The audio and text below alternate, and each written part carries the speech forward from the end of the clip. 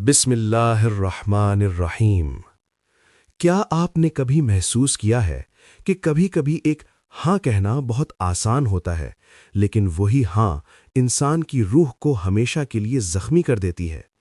اور کبھی ایک نہیں کہنا اتنا مشکل ہوتا ہے کہ اس کی قیمت جان، گھر، خاندان اور مستقبل سب کچھ بن جاتی ہے۔ ہم میں سے اکثر لوگ آج اس دوراہے پر کھڑے ہیں، نوکری میں، تعلقات میں، سچ اور جھوٹ کے درمیان۔ بس فرق اتنا ہے کہ ہم کہتے ہیں کیا ہی فرق پڑتا ہے، سب یہی کر رہے ہیں۔ لیکن تاریخ میں ایک ہستی ایسی گزری جس نے پوری امت کو یہ سکھا دیا کہ کچھ بیعتیں صرف ہاتھ سے نہیں، ضمیر سے مانگی جاتی ہیں۔ آج ہم بات کریں گے حضرت حسین رضی اللہ تعالی عنہ کی، اور اس سوال کی کہ انہوں نے یزید کی بیعت کیوں نہ کی۔ وہ کون سی ایسی باتیں تھیں جو حضرت حسین رضی اللہ عنہ کسی صورت قبول کرنے کو تیار نہ تھے؟ یہ صرف ایک سیاسی اختلاف نہیں تھا، یہ اقتدار کی جنگ نہیں تھی، یہ صحیح اور غلط کے درمیان لکیر تھی۔ حضرت معاویہ رضی اللہ عنہ کے انتقال کے بعد یزید نے اقتدار سنبھالا اور مدینہ، مکہ اور دیگر علاقوں کے بڑے صحابہ رضی اللہ عنہ سے بیعت طلب کی، یعنی اطاعت کا وعدہ، خاموش قبولیت، غلط کو غلط کہنے کا حق چھوڑ دینا۔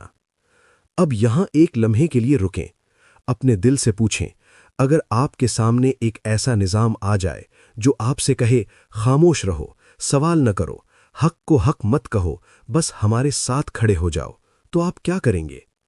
ہم میں سے اکثر شاید کہہ دیں جان بچانا بھی تو ضروری ہے، بچوں کا کیا ہوگا، اکیلے کیا بدل جائے گا؟ لیکن حضرت حسین رضی اللہ عنہ نے یہ سوال خود سے مختلف انداز میں پوچھا۔ یزید کی بیعت کا مطلب صرف ایک حکمران کو ماننا نہیں تھا، بلکہ 3 خطرناک چیزوں کو قبول کرنا تھا۔ پہلی بات، یزید کا طرز زندگی، شراب، لہو و لعب، ظلم اور دین سے کھلا مذاق، یہ سب تاریخ کی معتبر کتابوں میں درج ہے۔ حضرت حسین رضی اللہ عنہ جانتے تھے کہ ایسے شخص کو امیر المؤمنین ماننا دین کے چہرے پر داغ ہوگا۔ دوسری بات، بیعت کا مطلب تھا کہ کل اگر ظلم ہوگا تو حسین رضی اللہ عنہ خاموش رہیں گے، اور حسین وہ ہستی تھے جن کے نانا صلی اللہ علیہ وسلم نے فرمایا، سنن نسائی حدیث نمبر 4209، ترجمہ: سب سے افضل جہاد ظالم حکمران کے سامنے حق بات کہنا ہے۔ حضرت حسین رضی اللہ عنہ کیسے اس حدیث کے خلاف جا سکتے تھے جو انہوں نے اپنے نانا صلی اللہ علیہ وسلم سے سنی تھی؟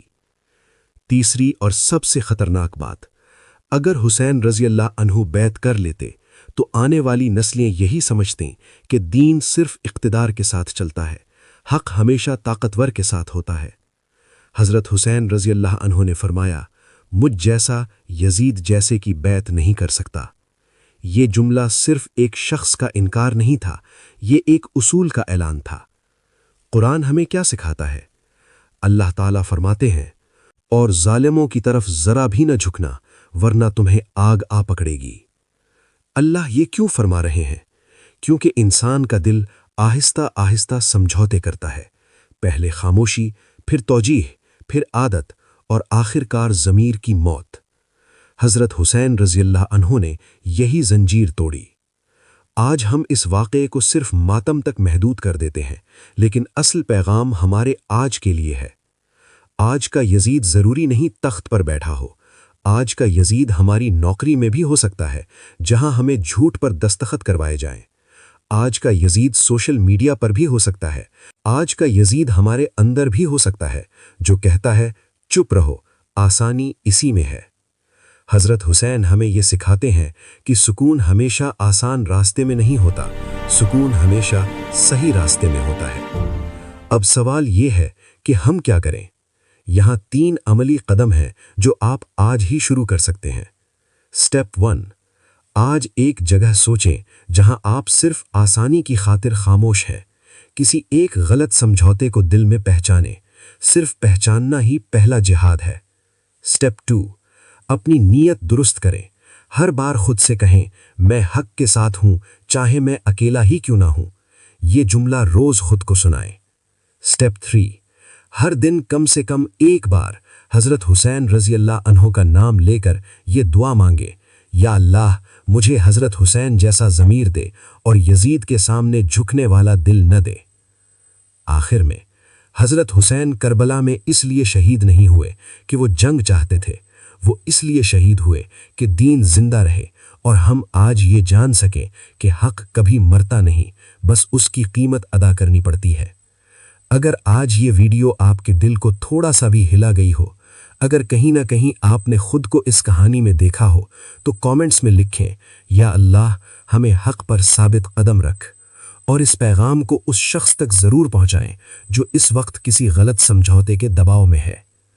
اللہ ہمیں حضرت حسین رضی اللہ عنہ کے راستے پر چلنے کی توفیق عطا فرمائے، آمین۔